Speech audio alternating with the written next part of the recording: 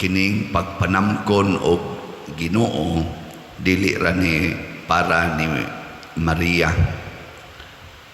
Kitang tanan gihatagan o kahigayunan nga manamkon og Ginoo.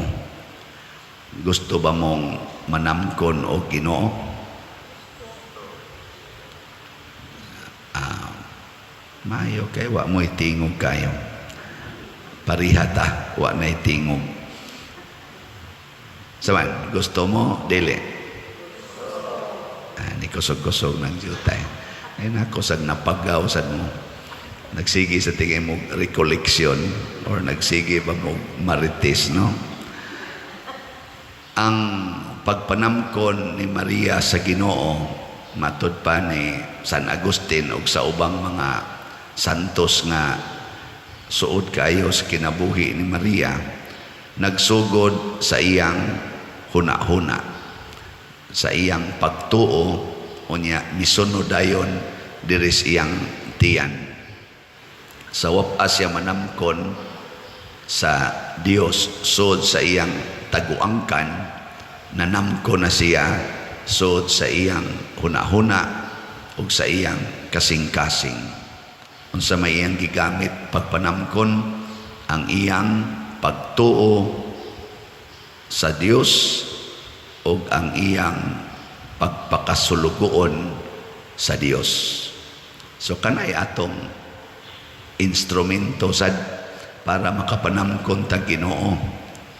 Mutuo tas Ginoo, magpakasulugoon tas Ginoo.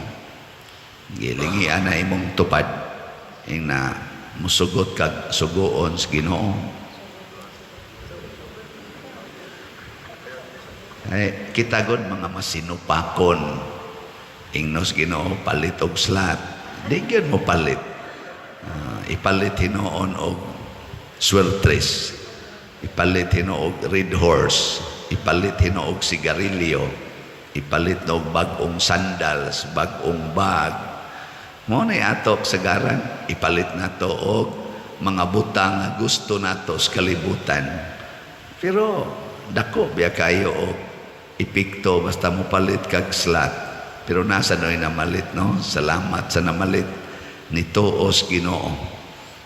Natong SBF dag lipay ko kay nitongtong nas 11,023 na atong halin. Oh, pakpak.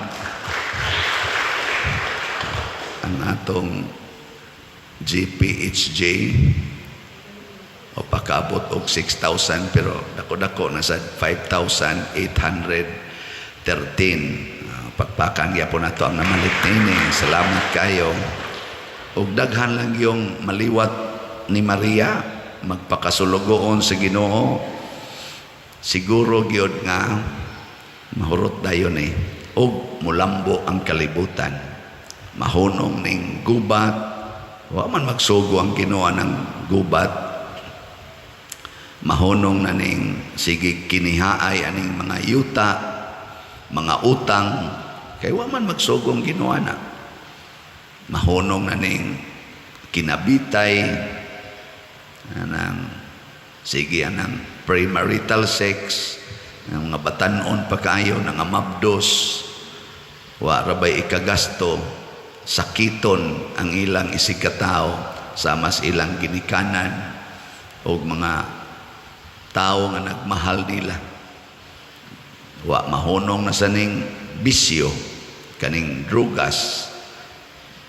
Di ba? Kung musunod lang kita tas Ginoo ba? Nakaroon, diri sa atong unang pagbasa, ipakita gidiri unsa ka kuan gining problema ning atong utok. Ningon diri pangayo milagro sa Ginoo, ningon si propeta Isaías ngadto sa hari nga si Akas or Akab ba siguro, Akas lagi sa Bisaya. Nya ningon siya, dili ko mangayo ug dili ko sulayan ang Ginoo. Pasabot ang Ginoo iyang gi-analyze ang propeta nga miduol niya wa tuuhi. Iyang gi palabi ang iyang analysis. Munang niingon ang propeta,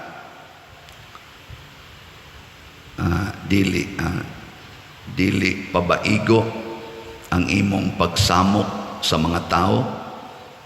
Kay kanimang kung atong utok o mao ni atong ubanan, masamok yun ang atong silingan. Kay analyson man atong mayo. Sige tag-analyze.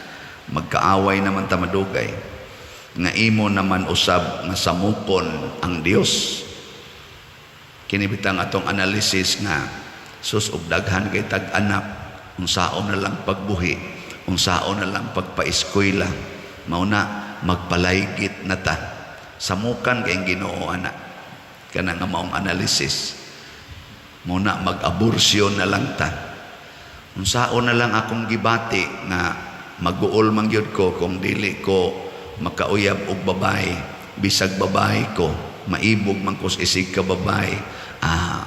Mas may na lang ning mag same-sex union ta kay malipay ta. Kanang ato bitang analysis. Saan? O yun mo na? Unsaon na lang og di ni pakuluran akong buhok, tiguwang na kay kutan-aon. Analysis man agad siya. Unsaon na lang pasagdan ko niya akong kilay, nipis na rabakay ni, ako na lang ning badlisan, aron mo arang-arang akong naong. Analysis man na nato, kapuyan ang Ginoo na. Ang gustos Ginoo, kanang magsigi tagpangita sa iyang kabubuton. Muna diri sa atong tubag sa Salmo, mao ni ang gikahimutan sa Ginoo. Ania ako Ginoo, mianhi ako aron pagtuman sa imong kabubuton. Ganahan kay Ginoo ana. Iya ginang isod ang iyang mga kabubuton nato. Muna diri sa atong ikaduhang pagbasa, niingon diri ang sulat ngadto sa mga Hebreo, busa gisalikway sa Dios ang tanang karaang mga sakripisyo o giilisan kini sa sakripisyo ni Kristo. Nga naman, katong karaang sakripisyo, niagi to sa huna-huna sa tao. Himo silang mga balaod, halad, sunogon dire. Pero ang ilang mga kasing-kasing, dili musugot sa Ginoo. Ang gipang-ihaw nila ang mga baka, mga kanding. Pero ang ilang kasing-kasing, dili musugot. May pang karnero kay musugot pag ihawon. Pero ang tao, di musugot ihawon. Kamo, musugot mo ihawon. Di mo musugot. Mao na. Muna si Kristo, mao ang bagong modelo. Nga naman, nagpaihaw siya. Mao na itong gihandom karon Lenten season. Si Maria, ang iya sang pagpaihaw, mao ang wa gyud bisan gamay question sa sugo sa Ginoo. Wa gyud bisan gamay, sugot gyud. O giisip ni Maria ang tanang nahitabo siyang kinabuhi pagbuot sa Ginoo. Muna naihaw sad si Maria. Nauna pa siya kaihaw ni Jesus. Nga unsa may tudlo ni Jesus para nato, para maliwatan nilang duha nga magpaihaw ingos Kristo. Kung mosunod mo nako, samtayo na, isalikway ang inyong kaugalingon, biyai ang inyong amahan, anak, bana, asawa, balay, yuta, kwarta, panginabuhi, biyai ginang tanan. Di ba? Kanang ihawon ka, ang sa may mahitabo, biyaan gid tanan. Bisagi ka na inyong baboy, baho ra ba kayo ng inyong mga tangkal sa baboy? Makaingon sa ta, arang-arang sa ning nangamatay ang baboy, kay mo minus-minus po ang baho tingali. Kanang sakit bitas ilong usahay, labi nagmaduol sa kapilya niya, magmisa taba niya, sige taghangga pa ng baho, tanawa ang baboy kung ihawon, magpabili din sa tangkal eh. Mubiya yun. Aron ihawon. Sige ka no be. Lingi ay mong tupad. Yung na sugot kag ihawon.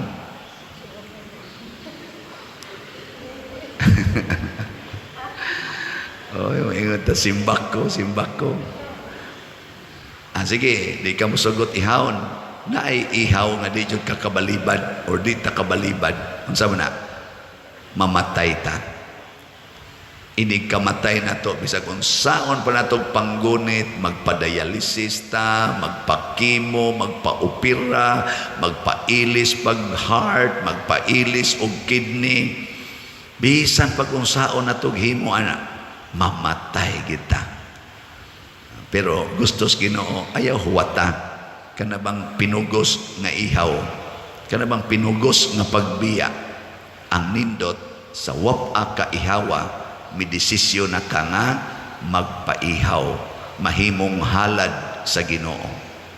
Kining among pagkapari o kanasang pagkamadre, mao kuno nay una-unang halad ngadto sa Ginoo.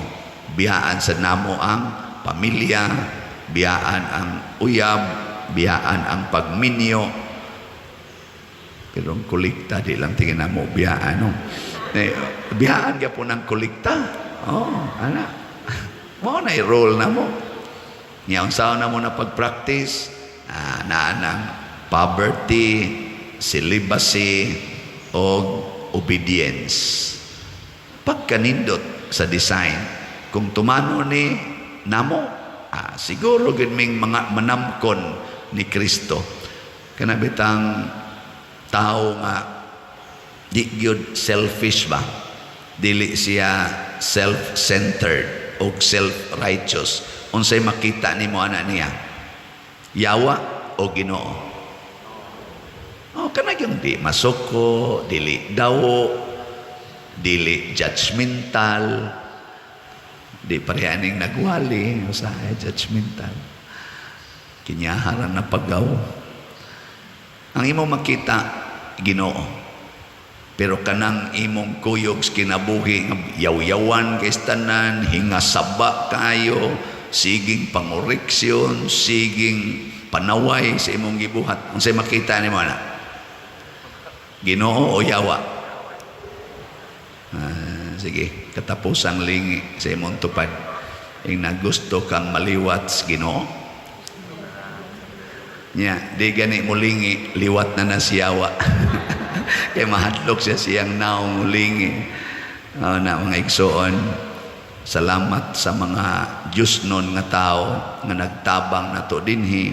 Salamat sa atong mga santos nga misunod ni Maria o ni Jesus nga nahimong mga modelo sa pagpanamkon o sa pagpaambit sa Ginoo ngadto sa uban, pinaagi sa ilang masinugtanon o maalagaron nga kinabuhi.